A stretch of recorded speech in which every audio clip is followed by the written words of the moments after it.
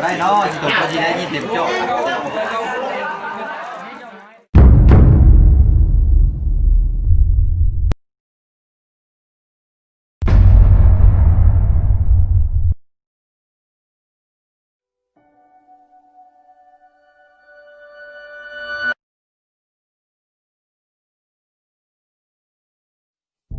7h45, arrivée à l'école.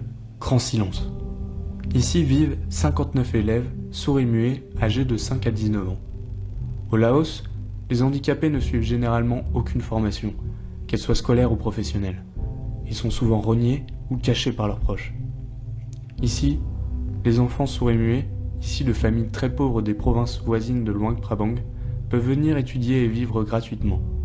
Nous assistons tout d'abord à l'entraînement quotidien.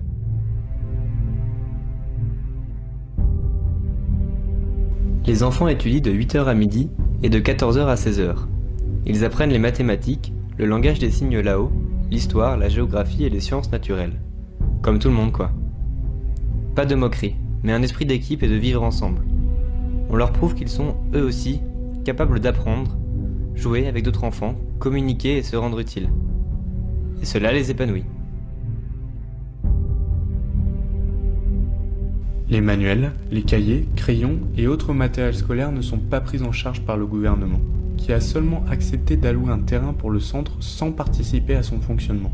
Beaucoup d'enfants ne possèdent en arrivant que les vêtements qu'ils portent sur eux. Les infrastructures, ainsi que les frais quotidiens et matériels des enfants et professeurs doivent donc être pris en charge. C'est grâce au parrainage collectif d'enfants du Mékong que ce centre peut exister. Le bien-être des enfants est primordial. La création et les travaux manuels sont mis en avant. Ces enfants débordent de talent et de créativité. La bonne humeur générale et les sourires sont contagieux.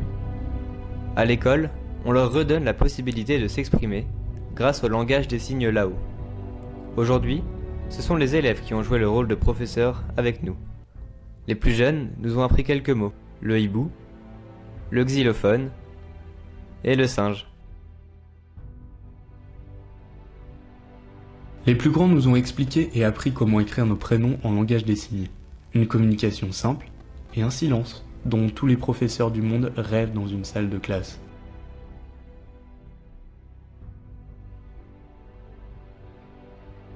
Dans cette interview, aidé par une professeure parlant le langage des signes, Kong Kieng, 16 ans et élève au centre depuis 5 ans, nous dit qu'il se sent bien, heureux ici, pour la simple raison qu'il est avec des camarades comme lui.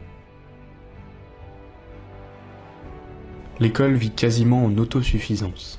Les fruits et légumes du jardin sont utilisés pour la cuisine ainsi que la viande de cochon et de poulet. Tous les enfants participent aux tâches de la vie quotidienne. Certains s'occupent du jardin et du potager, tandis que d'autres nourrissent les animaux. Cela les initie notamment au métier de l'agriculture.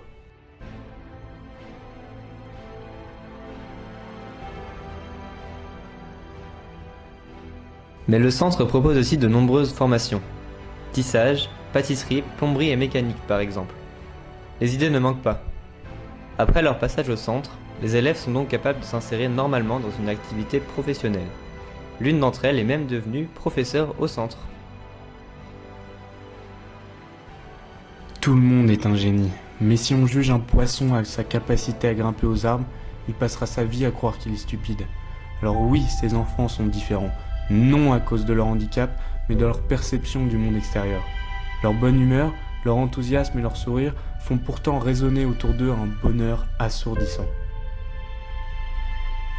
Leur volonté est immense, et ils ne demandent qu'à apprendre. Ils sont capables de tout. Jeunes acrobates, photographes à la vue affûtée, ils peuvent faire de grandes choses. Seulement, le centre manque d'argent, et plus de 30 enfants motivés sont refusés chaque année. Il existe une solution simple pour permettre à ces incroyables enfants de se faire entendre. Enfants du Mékong. Mais surtout, vous.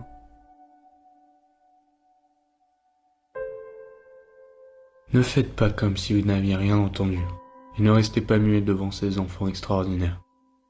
Ensemble, redonnons-leur de la voix. Partagez. Parrainez.